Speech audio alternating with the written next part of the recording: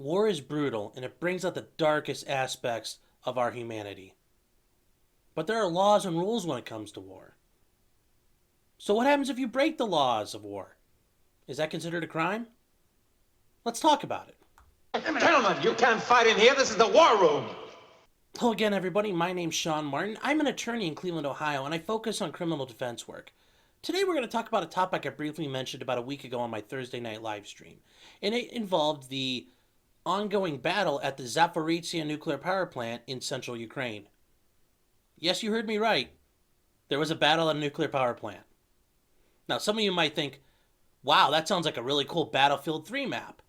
Some of you might think, oh my god, there's going to be a meltdown.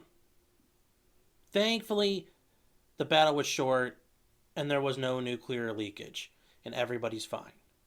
But it brings up the issue. Can you attack a nuclear power plant? Can you defend a nuclear power plant? And how much is too much either way? Whoa, whoa, whoa, whoa, whoa. Hold on a second. Isn't the point of war to kill people, break their shit, and light it on fire? Yes, that's the 10,000 foot view of war. I don't disagree with that. And if all those things are illegal, doesn't that mean war is illegal itself? Yes, but the laws of war don't focus on that. They try to prevent war from turning into senseless and savage butchery. So you're going to tell me there's a way to have a civilized type of war, where we follow the rules while we kill and butcher each other. Okay, look, we're not talking about the morality of war today or the philosophy of war. We're just not doing that. The war's happening. So let's talk about what you can do and can't do in a war. So if there are laws regarding conduct during war, what are they and where can you find them? Well, it's actually not that hard to find. The rules for war are part of international law, and this is derived from three separate sources. The first one is treaties. And treaties are things that countries have ratified and agreed upon, that this is how we're going to conduct ourselves in times of war. And there are multiple treaties and conventions that exist. Anytime you see convention, it is the same as treaty. The most common one is the Geneva Convention. There have been multiple Geneva Conventions. There have been multiple protocols, which are additional amendments to the conventions. Not every country has adhered to them, but there's quite a significant list. The second source for the rules of law are customs. Now, many of these customs existed and were enforced until treaties covered them. By this point in time, in 2022, we've covered a ton of different topics, so the customs of war have been kind of codified at this point. We all understand them and agree to them, so there aren't really any that exist at this point. The third source international law uses to define the rules of war are principles. And these are things that nobody has written down, everybody agrees to.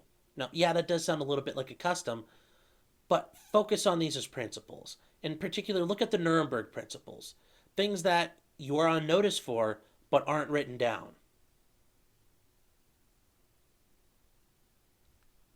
Okay, but what are good examples of violating the rules of war or committing war crimes? Well, there's some easy ones there, such as the attacks on civilians, bombing them indiscriminately, massacring them, murdering them, enforcing them into slave labor.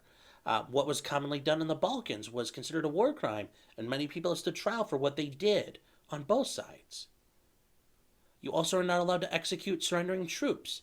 If troops are surrendering from the enemy side, they are to be given quarter and treated as prisoners of war.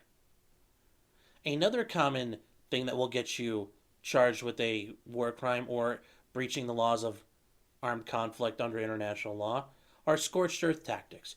You're not allowed to poison wells, destroy crops, or, as a great example, the burning of Kuwaiti oil wells by the Iraqi army as they retreated in 1991.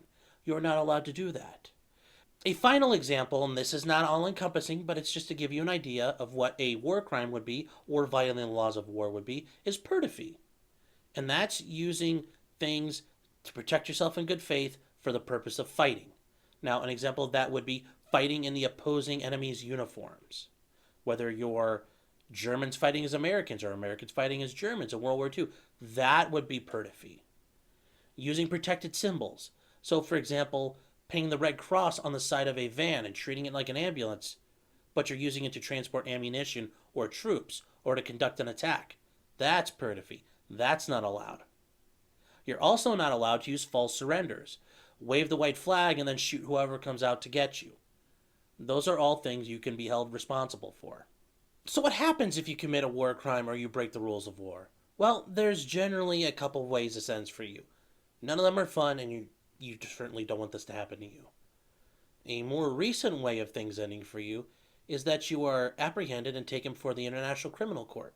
And there you're tried for your war crimes and breaches of the rules of war, such as Ratko Mladic, the Serbian military leader who was punished for war crimes and things that were committed in Bosnia and in the Balkans during the 1990s. He is now going to sit forever in a jail cell. Other times you are given a trial, such as at Nuremberg, and then you are formally executed.